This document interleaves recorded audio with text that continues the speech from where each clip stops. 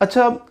आप family court के अंदर ये दावा नहीं दायर कर सकते कि मिसाल के तौर पर शादी हुई थी एक औरत की, शादी में उसको सामान जहेज़ दिया गया था, सामान जहेज़ का दावा आप उसकी डेथ के बाद उसके ससुराल वाले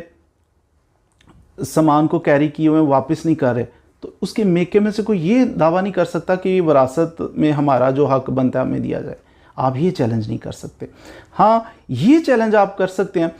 बच्ची के पेरेंट्स जिन्होंने सामान जहेज़ दिया था और उनकी बच्ची की डेथ हो गई है, वो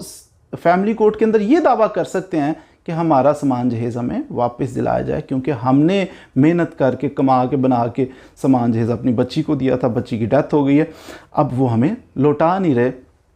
आप हमें वापस दिलाएं। तो फैमिली कोर्ट इस सूरत में वापस दिलाएगी। ये दावा नहीं बन सकता कि विरासत में बच्ची जो सामान छोड़ के गई है तो वो विरासत में मैं वारिस हूँ तो मुझे दिलाया जाए। ये